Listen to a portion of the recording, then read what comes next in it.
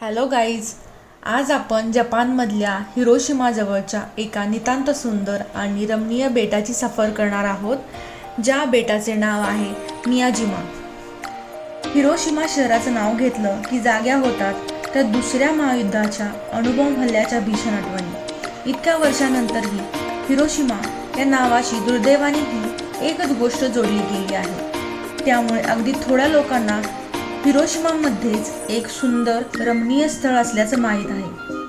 हे स्थळ आहे मियाजिमा बेटावरील इत्सुकुशिमा जिंजा. हिरोशिमा शहरापासून हाकेच्या अंतरावर असलेल्या मियाजिमा हे जपानच्या सर्वात सुंदर अशा 3 प्रेक्षणीय स्थळांपैकी एक मानलं जातं.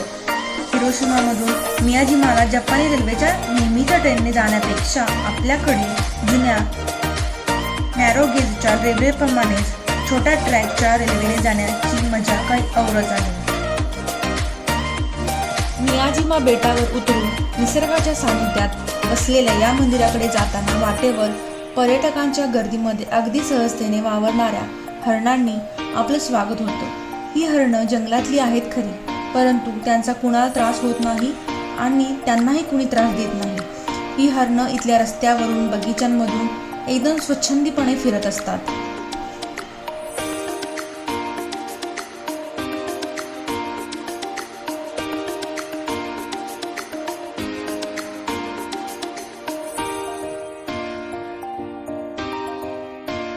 इथल्या दुकानांच्या रांगांमध्ये मोमीजी मांजू या हिरोशिमाच्या सुप्रसिद्ध खाद्यपदार्थाची विक्री करणारी दुकानं आपलं लक्ष वेधून घेतात.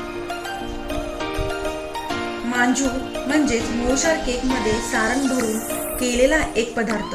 त्यातलं सारण एका कडधान्यापासून बनवतात. चवीला ते अगदी आपल्याकडच्या पुरणासारखंच लागतं. जपानमध्ये मोमीजी म्हणजेच मेपल वृक्ष खूप आढळतात. या मांजूला मेपलच्याच पानाचा आकार दिला जातो, म्हणूनच मोमीजी मांजू असं नाव आहे.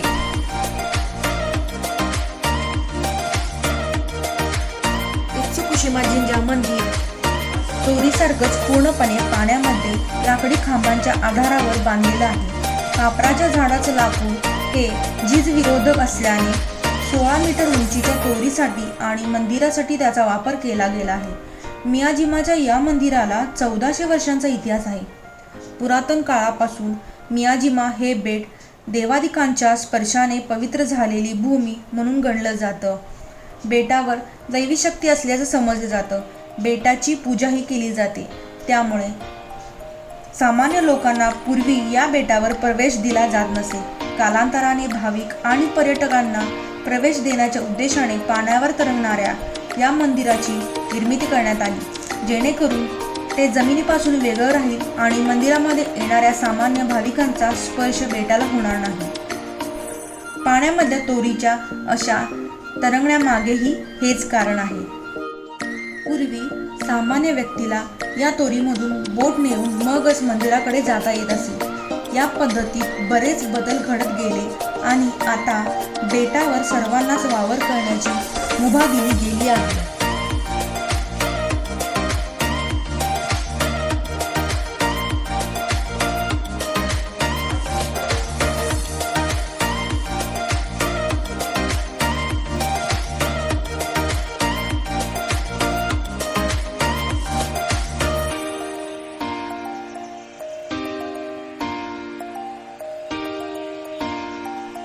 मियाजिमा बेटावरील वातावरण आपल्याला 150 वर्षापूर्वीच्या एदो या पुरातन काळामध्ये घेऊन जातं. या बेटाचं खरं नाव इत्सुकुशिमा असं आहे, परंतु मियाजिमा म्हणजे मंदिराचं बेट या नावानेच ते प्रसिद्ध झालं आहे. हे बेट पायी चालून पूर्ण फिरण्याइतकं छोटंसं आहे. मंदिराचं पावित्र्य जपण्यासाठी 1878 सालापासून मंदिराच्या जवळपास जन्म मृत्यू वर्ज्य केले गेले आहेत. त्याचप्रमाणे खूप वयस्कर आणि आजारी व्यक्तींनाही असाच नियम लागू केला गेला आहे.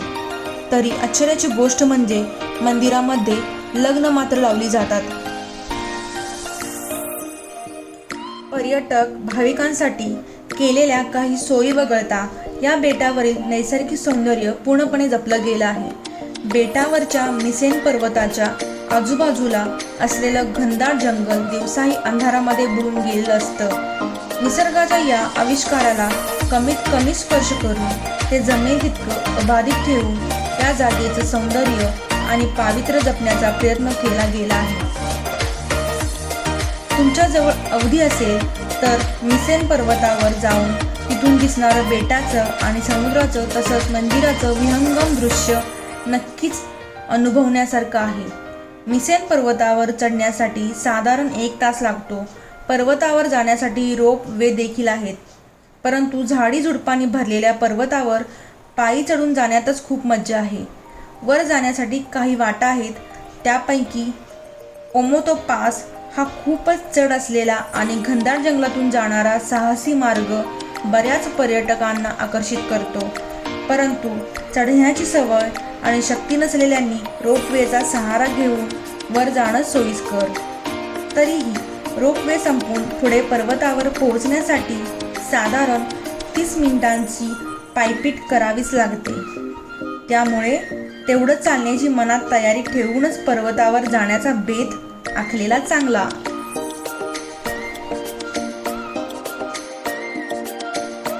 शरद ऋतूमध्ये इथे जाण्याची संधी मिळाली तर पर्वतावरून दिसणारं पार्कमध्ये विविध रंगांच्या मोमीजी पानांचं दृश्य मन मोहून टाकतो. रोपवेने अजून वर गेलं की शिशिव नावाच्या स्टेशनमध्ये दुसऱ्या मजल्यावर मोमीजी मांजूचं एक दुकान आहे. तेथे आपण आपल्या हाताने मांजू बनवू शकतो. साधारण 20 मिनिटांमध्ये तयार होणाऱ्या या मांजूच्या प्रक्रियेमध्ये स्वतः सहभागी होताना एक वेगळाच आनंद मिळतो. स्वतः बनवलेल्या मांजूचा आस्वाद घेत घेत पुढे पर्वतावर आपण कधी पोहोचतो ते कळतही नाही.